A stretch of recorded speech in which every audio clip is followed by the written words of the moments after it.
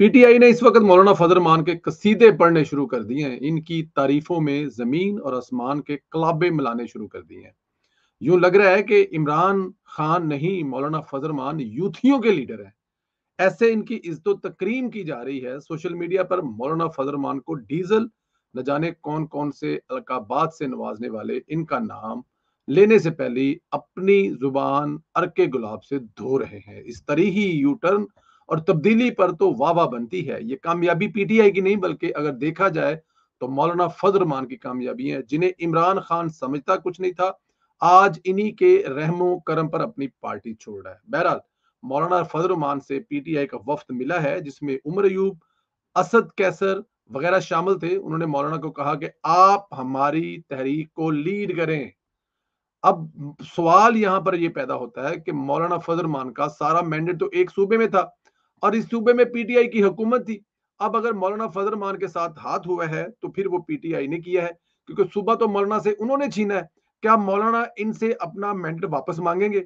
मेरी इतलात यही है कि मौलाना ने इनसे डिमांड की है कि सूबे में धांधली का हिसाब दे। बहरहाल वो दिन आगे हैं। पीटीआई अपना सारा जो थूका हुआ है वो खुद ही चाटेगी। मेरा भी यही कहना है या मेरा भी यही मानना है कि जो मौलाना साहब की पार्टी है, उनका जो बड़ा मैंडेट है, या उन्होंने कभी भी अगर हुकूमत बनाई है दूसरी जमातों के साथ मिलकर, तो वो केपीके में की है। और अगर केपीके में उन्होंने हुकूमत बनाई है और मौलाना साहब का सारा जो मैंडेट है वो केपीके में है, तो फिर वो लड़ेंगे किसके खिलाफ, जाएंगे कहाँ? मरकज में तो मौलाना साहब हुकूमत बना नहीं सकते थे। और अगर मौलाना साहब की मरकज में वो क्लेम करते हैं कि 2-4 सीटें ऊपर नीचे हुई हैं, तो उनसे आप उनकी हुकूमत तो बननी नहीं थी। तो उन्होंने जो हुकूमत बनानी थी वो केपीके में बनानी थी। अब केपी में जो हुआ है वो सबके सामने है। लेकिन खैर यहाँ पे थोड़ा सा यूथियों को कंफ्यूज मौलाना साहब ने भी किया हुआ है। मौलाना साहब ये समझते हैं कि मरकजी हुकूमत गिरा दी जाए, लेकिन केपीके की हुकूमत के बारे में अगर मौलाना साहब नरम रवैया रखते हैं, तो फिर मेरे ख्याल है मौलाना साहब के अपने वर्करों में भी एक बड़ी अजीब सी सोच पाई जाएगी, कश्मकश पाई जाएगी कि मौलाना साहब चाहते क्या है, मौलाना साहब ने करना क्या है।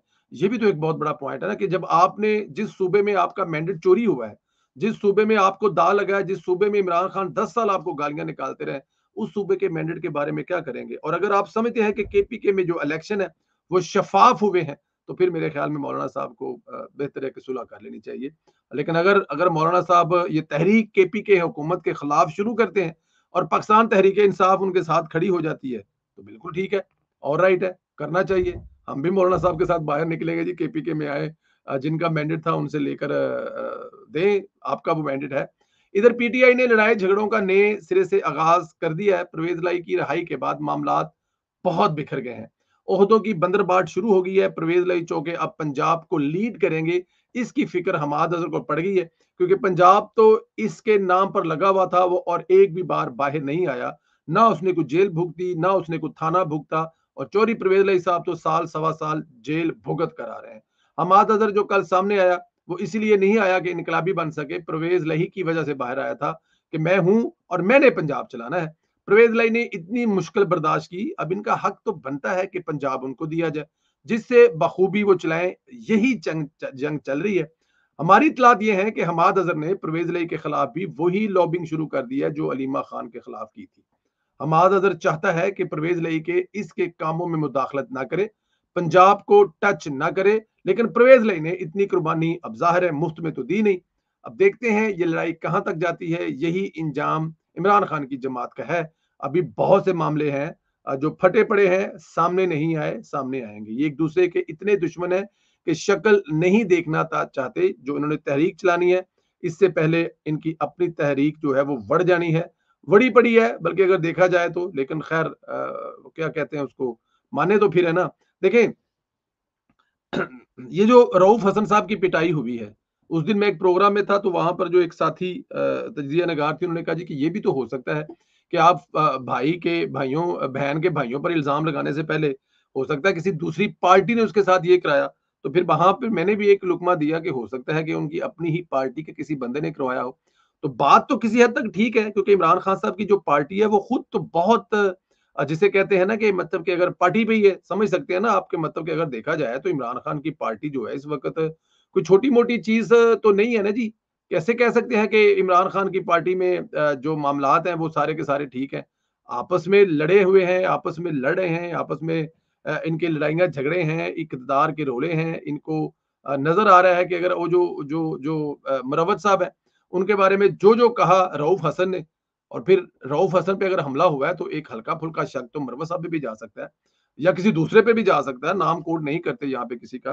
तो अभी आने वाले दिनों में ये चीज़ें मज़ीद फैलेंगी और इतनी फैलेंगी कि ये जो लड़ाइयाँ झगड़े हैं वो सारे सामने आएँगे और बड़े खुलकर आएँगे, और फिर देखते हैं कि क्या होता है। लेकिन फ़िलहाल इतना है कि आने वाले दिनों में आपको ये धमाके जो हैं ज़रा ज़ोर से सुनाई देंगे। इतने ज़ोर से देंगे कि जो अडयाला जेल की दीवारें हैं ना, वो हिल जाएँगी, जब उनको पता लगेगा कि उनकी पार्टी जो है इस वक़्त क्या कर रही है और किसके साथ कैसे हो रहा है। बट एनी हाउ, आगे जाके लगेगा पता। फिलहाल आप इसको एन्जॉय करें। इस जो पार्टी है, इस पार्टी को एन्जॉय करें, मेरे ख़्याल में ये ज़्यादा बेहतर है। और ख़बर है जनाब एक कि राणा सनाउल्लाह साहब ने रऊफ़ हसन को बहुत मज़े का मशवरा दिया है। उन्होंने कहा कि ख्वाजा सर तो पुरअमन कम्युनिटी हैं, अगर रऊफ़ हसन ने इसे भी गुस्सा और इश्ताल दिला दिया है, तो अगर गुस्सा इन्हीं पर निकालना है, तो बेहतर है कि सुलह कर लो। यानी अगर आप एस्टेब्लिशमेंट वाला गुस्सा ख्वाजा सरों पर निकालने आए हैं, तो बेहतर है आप सुलह कर लें। बिल्कुल करनी चाहिए जी सुलह। मेरे ख़्याल में यही बनती है उनके लिए, क्योंकि अब ज़ाहिर है ख्वाजा साहब से अगर आपने लड़ना है या उनसे लड़ाई लेनी है, उनके साथ आपका जो हिसाब-किताब है पुराना क्लियर नहीं हो रहा, या तो उनका हिसाब-किताब क्लियर कर दें। इससे पहले समी जिहड़ा सी समी इब्राहिम, उसने भी अपना हिसाब-किताब क्लियर नहीं किया था, तो उनके साथ भी यही हुआ था, हैं जी। और अब रऊफ़ साहब जो हैं, उन्होंने भी हिसाब-किताब उनके साथ क्लियर नहीं किया, तो उनका रोला है। तो बेहतर है या तो आप अपना हिसाब-किताब क्लियर कर दें, या फिर आप जो है वो उनके साथ सुलह कर लें। तीसरी कोई गल नहीं है। यही 2 बातें हो सकती हैं, जो आपको मेरे ख्याल में करनी है, तो ये कर लें तो ज़्यादा बेहतर है, क्योंकि इससे आगे जो लड़ाई है ना, उसमें आपको सुलह करनी। वो फिर वो याद है ना, फिर वो मरासियां दी गल जिहड़ी फौज च भर्ती आए सन, तुहानू याद है, बार-बार तुहानू किस्सा सुनाया होया है, क्योंकि किस्सा सी। बहरहाल जी, यहाँ पर एक और बड़े ही गंदे और गलीज़ किरदार का ज़िक्र करना है। उस गलीज़ और गंदे किरदार और घटिया किरदार का नाम है जमशेद दस्ती। इसको डिस्कस करना और अवाम को इसका असल चेहरा दिखाना चाहिए। जमशेद दस्ती ने कल कहा, ख्वाजा सर बदनस्ल और हरामी होते हैं। उन्होंने कहा कि ख्वाजा ख्वाजा सर जो हैं, ये अब ज़ाहिर है ये सबके बारे में कह रहे हैं, किसी एक को तो टारगेट नहीं कर रहे, कि बदनस्ल भी होते हैं, हरामी भी होते हैं। जमशेद दस्ती ने कहा कि ख्वाजा सरों के साथ ऐन-गैन करना, जिसे बदफ़ेली करना है, वो जायज़ है। अब इससे ज़्यादा और कोई इंसान किस हद तक गिर सकता है, कि वो कह रहा है कि इनके साथ बदफ़ेली करना जायज़ है, और उसने साथ ये भी कहा कि मैं करूँगा, मैं करता रहा हूँ और मैं आगे भी इनके साथ करूँगा। इस गलीज़ किरदार ने ये भी कहा, मैं पहलवान बेटा हूँ, पहलवान का बेटा हूँ, 10 ख्वाजा सराओं के बराबर हूँ, जहाँ मिलेंगे उन्हें मारूँगा। और उनके साथ जो उन्होंने कहा वो आप लोगों ने सुना होगा। अब अंदाजा करें कि जो कि जितना बड़ा गंद वो पीटीआई में इतना ज्यादा मकबूल, इससे इस जमात के लेवल और सतह का अंदाजा कर लें। इमरान खान को पसंद ही वही करता है जो अंदर से ऐसी गंदी और गलीज सोच रखता है। जमशेद दस्ती से मुतल्लिक कहना चाहूंगा, अगर इसको किसी ख्वाजा सरा ने इसकी बकवास पर फेंटा लगा दिया, तो फिर आप ये मत समझिएगा कि यहाँ पर आप फिर भाई के बहनों ने फांटा लगवा दिया है, या मतलब कि कुछ फेंटी और कुछ लगवा दी है या कुछ कर लिया, फिर ऐसा ना समझा जाए। अब ज़ाहिर है जब आप पूरे मुल्क के ख्वाजा सरों के बारे में ये लफ़्ज़ यूज़ कर रहे हैं कि ये गंदे हैं, गलीज़ हैं और इनके साथ बदफ़ेली करना जायज़ है, और उसको आप जायज़ भी करार दे रहे हैं, तो इसका मतलब है कि कल अगर आपको किसी जगह पे कुछ ख्वाजा सरों ने पकड़ कर आपकी फेंटी लगा दी, तो खुदारा वहाँ पर फिर हुकूमत को, हैं जी, ख्वाजा सरों को ही इल्ज़ाम ठहराना आपने, हुकूमत का उसमें कोई तल्लक वास्ता नहीं होगा।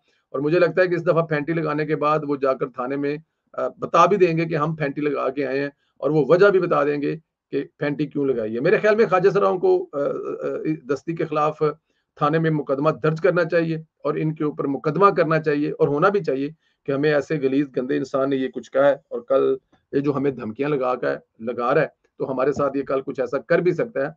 सेफ साइड के लिए उनको ये काम जरूर करना चाहिए कि जमशेद दस्ती जो गुंडा बदमाश है, और गुंडे बदमाशों का क्या काम होता है वो मेरे ख्याल में आपसे बेहतर कोई नहीं जानता, क्योंकि ये इतना, जिनको ये खुद बदनस्ल और हरामी कह रहा है, अगर उन सब ने मिलकर इसको इसकी इसकी नस्ल और सारा कुछ याद करवाना शुरू कर दिया, तो फिर इनके लिए बड़ा मसला होगा। बट एनी हाउ, अपना बहुत ज्यादा ख्याल रखें। अल्लाह ताला की ज़ात आपको अपने हिफ्ज़ व अमान में रखे। मेरी दुआएं हमेशा की तरह आपके साथ हैं। जमशेद दस्ती पर आप क्या कमेंट करना चाहते हैं? जमशेद दस्ती पर जरूर कमेंट करें। मौलाना फजल मान साहब अगर लीड कर रहे हैं तो किसको लीड कर रहे हैं, और कौन सी गवर्नमेंट के, हुकूमत के खिलाफ बाहर निकल रहे हैं, इस पे जरूर कमेंट करें। वी लोग को ज्यादा से ज्यादा व्हाट्सएप